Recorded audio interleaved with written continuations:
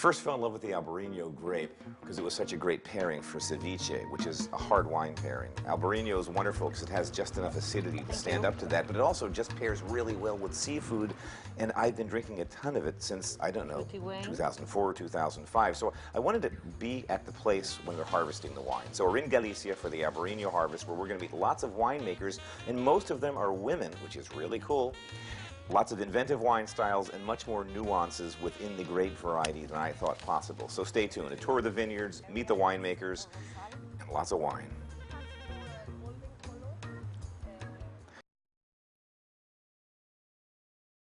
So we're here to catch a harvest. We've tried to do this with a bunch of shows we've done in the past. Harvest is like this crucial moment in time when the rubber meets the road, when the fruit's ready to go, and it just has to happen. So 24/7 around the clock for a couple of weeks. We're in the most southern part of the region where the harvest started earliest.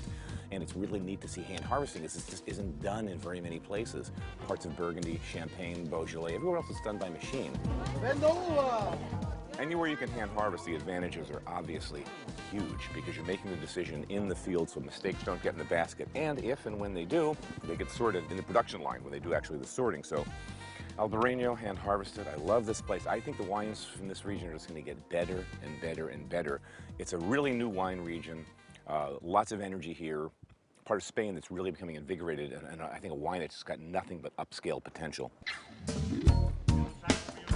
All right, it's the Albarino harvest. It's like the first day we're here. The sun's going down. It's like 8:15, and it's bedlam here. It's 24/7. The grapes are being delivered. There's growers coming in. There's piles of grapes. They need to get them in. They need to start crushing, start the fermentation. We're at this gorgeous state-of-the-art winery. Wait to see the inside of this one. There's some big money spent on this one.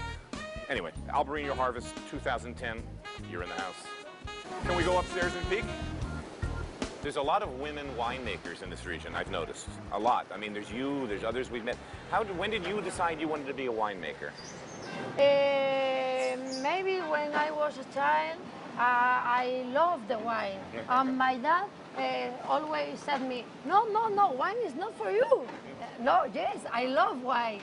And after that, in my house, there are some vineyards. In the harvest, I helped to the harvesting. And when I was after the engineer, my studies, I decided I want to make wine. Just not only taste the wine, make wine and knows everything about the wine. So how long in the fermentation? How long? 2 weeks, now, 12 hours, 14 hours. Okay. But I'm trying for 24 hours or even more. But this is an experience. Okay, we're playing as we go. Usually we spend 10, 12, 14 hours. Always with CO2, and because we avoid the oxidation. Oxygen's a real enemy of wine at this point. It's the enemy of the white wine. Mar de Frades, 2009. Pretty wine.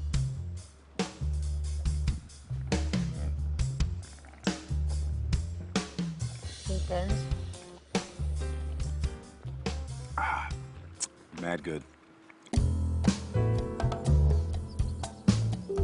Talk a little bit about why the grapes are raised this way on the pergola.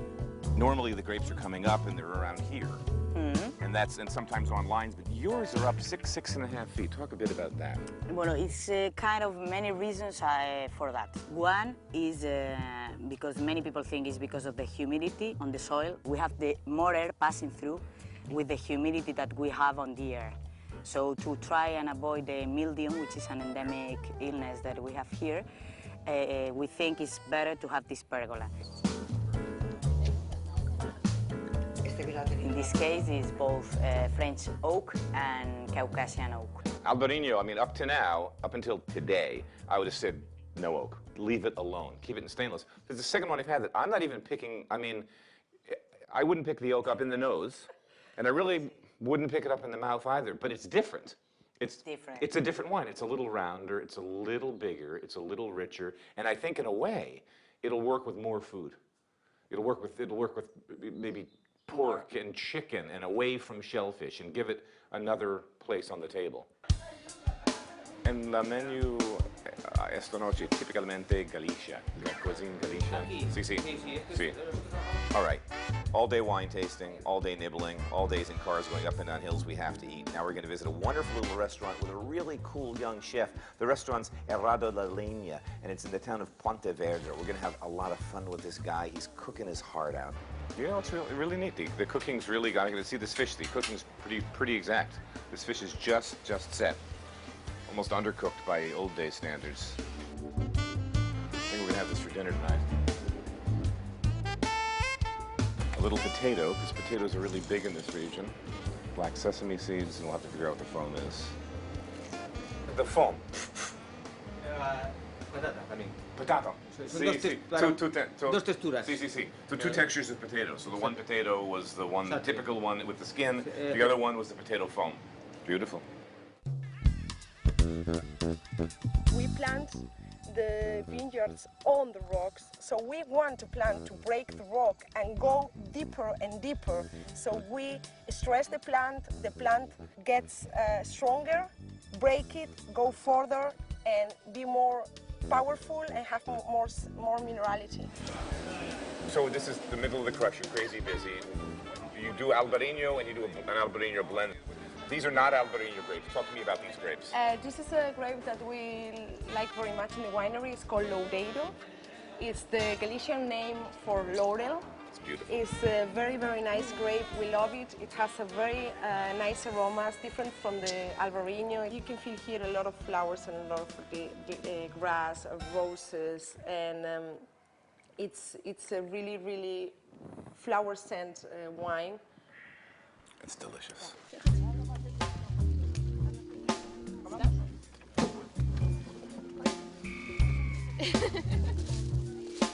I've had 3 or 4 Albarinos that have been 6 months in oak, and they've been perfect.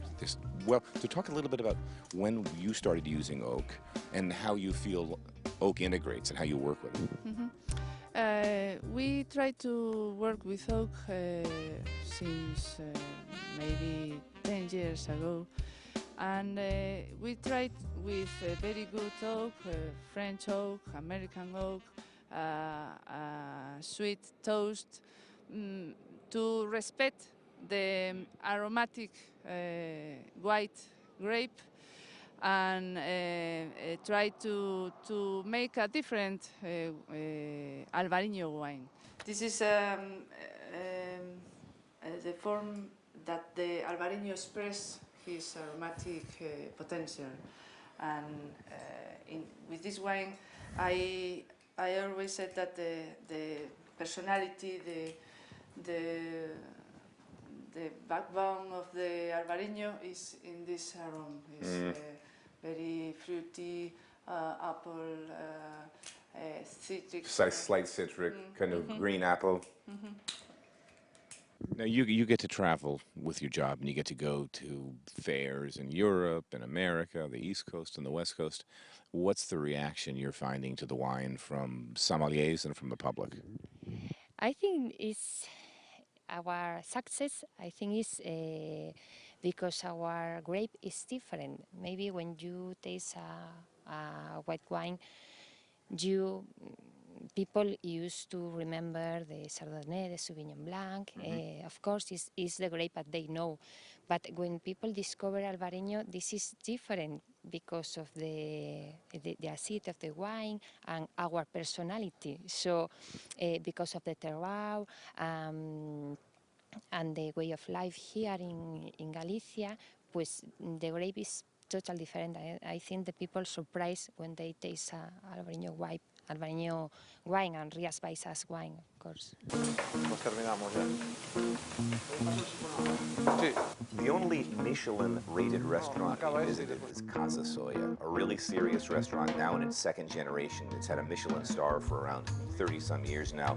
The food's wonderful, it's modern, it's great, the chef is stoked. We had a great meal here, stay tuned.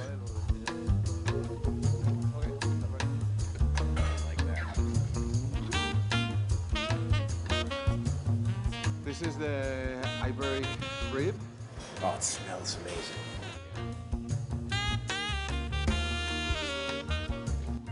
Folks, Galicia, find it on the map, fly here, get here, and if you don't need any other reason, Thank you so much. Pepe Soya, this restaurant is ridiculously good. Americans never come here. Hello. They will come. They will come. He's great. I'm sure of that. Food's great. Rias is incredible. People are super friendly. It's off the beaten track, and you can tell your friends, guess where I was? And they'll say, where? Yeah, you've never been there. You know how New York, you know how we are. We want to be there when no one else goes there. Galicia. Yeah, Gaza. Okay, thank you so much. Thank you. It's a pleasure for us to have you here. Thank you. Thank you. Thank you. Wow, Albarino, huh? What a great trip that was.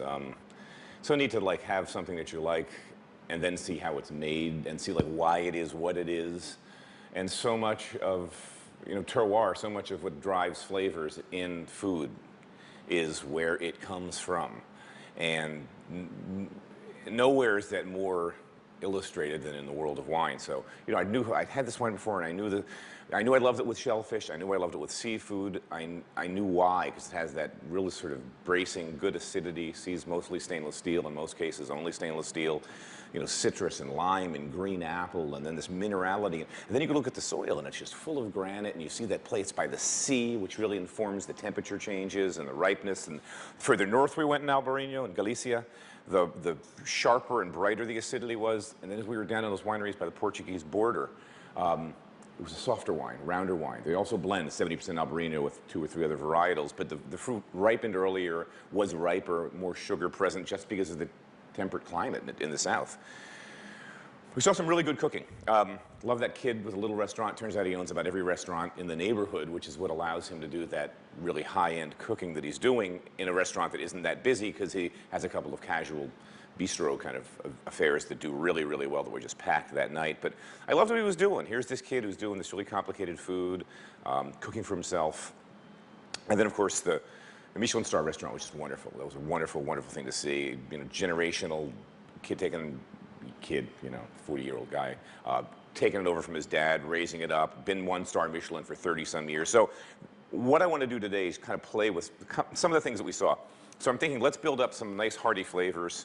You don't usually think of pairing seafood with lentils, but I love that idea. Lentils are big and rich and earthy. Again, almost like a terroir-like tone. When I cook lentils, I love to use root vegetables. So I'm going to dice up a little bit of parsnip, a little bit of carrot, a little bit of garlic, a little bit of onion.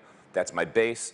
Have some chopped parsley in that. Add the lentils, just a little stock. I don't have fish stock, so I'm going to use water. We're just going to simmer. The lentils take about 45 minutes, depending on the lentils, half an hour to an hour to cook, plus or minus. So give yourself an hour when in doubt, because you can hold them warm. And the fish today I'm going to use is just a beautiful piece of North Atlantic halibut. This is a fish I love, and this is super, super fresh. You could just see the quality. This is from the lobster place down in Chelsea.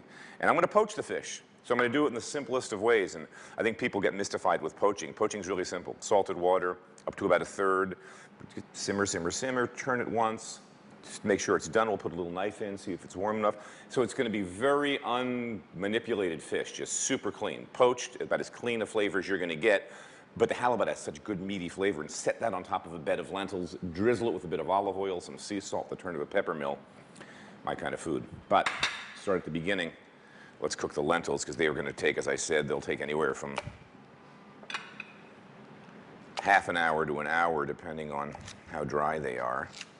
And when I put root vegetables and lentils, I don't chop them too small, because after they've been simmering for half an hour, if they're too small, they just tend to fall apart.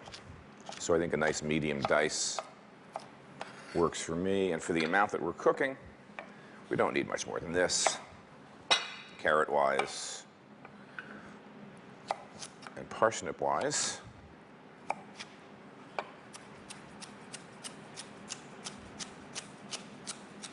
So I want you to be able to recognize them. Half of an onion.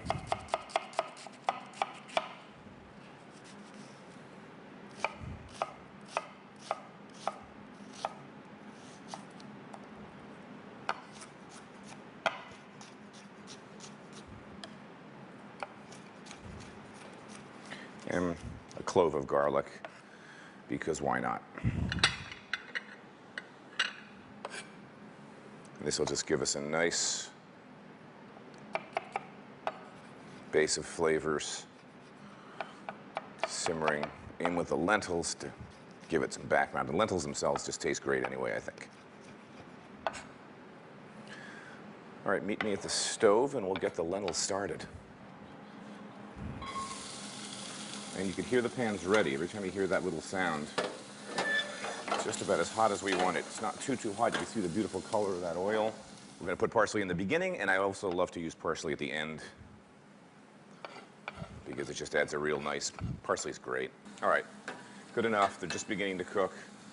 Lentils, stir them around, just let them get incorporated, and then the liquid.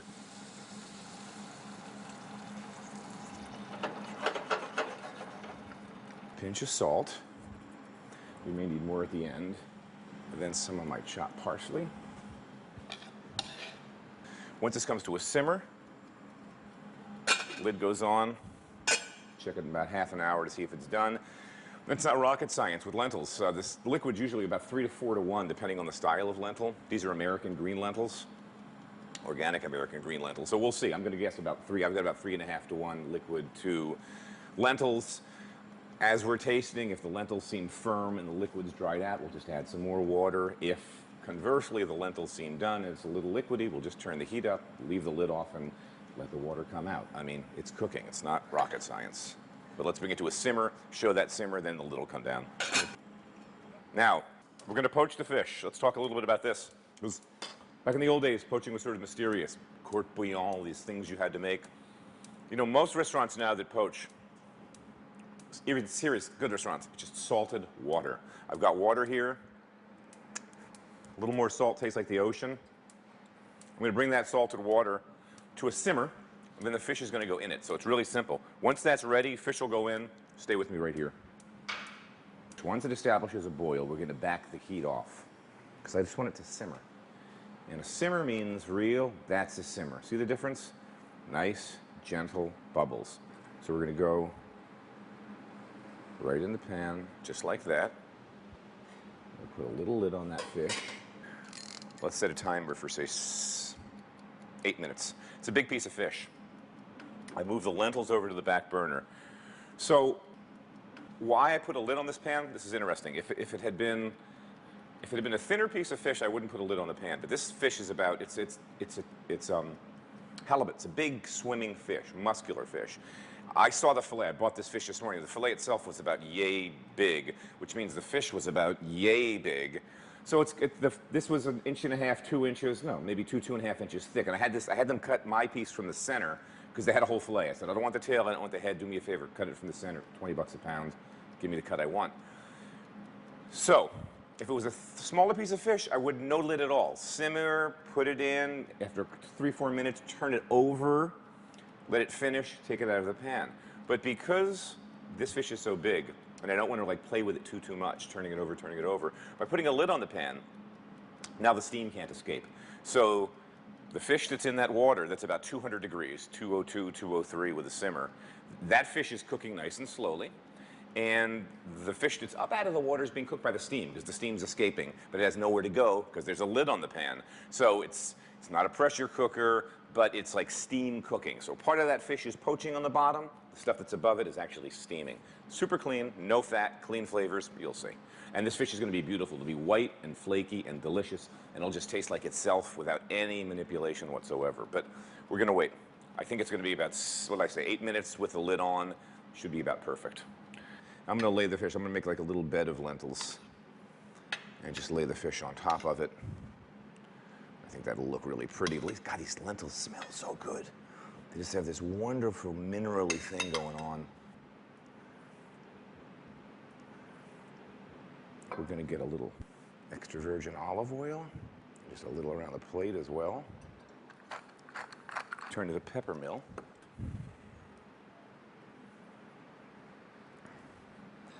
And without any further ado, I'm going to take a piece of this fish, and I want you to see it. So let's go right into the meat of it.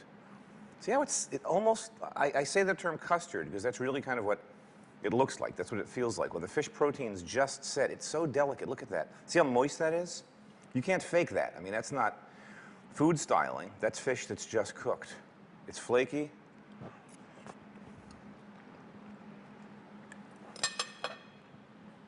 All right, this is ingenious. It's simple. What did I do? Salt water, simmer, fish, lid, 10 minutes for a piece of fish this size, plus or minus. Go in there, see when it's warm. Little salt, little pepper, little olive oil. The very, very, very first night we were in Spain, this is all I wanted was a dish like this. And we had like a 3 or 4 course menu. And the last thing that came, the owner came by. It was a real quiet night. And he had this beautiful whole fish. And he said, how do you want it? I just said, just simple, steamed or poached or something. 5 minutes later, 20 minutes later, back at the table came this wonderful piece of fish. It made me so happy. I love eating fish like this. So let's get some on the fork. Again, look at that shot. We have it on. It's just all custardy. It's all shimmery. It's clean. All it tastes like is fish. And you know, when fish is fresh, that's all it needs. When fish is just out of the water, it doesn't need anything else. People always ask me, what kind of sauce? I don't cook with sauces. When I cook with great fresh fish, I just let the fish it has its own voice, leave it alone. Salt, pepper, olive oil, maybe a touch of lemon. Don't go crazy. It's fresh fish, just sings. All right. The lentils, for some reason, are really sweet. I love it. Fish protein, lentils, wonderful, healthy meal. Only fat was the olive oil, which, as you know, is good for you. All right, loved Spain. Love the whole thing. Great trip, great seafood up and down that coast. Man, we had a week's worth of some of the best seafood I've ever had in my life for lunch and dinner every day, and I never got sick of it.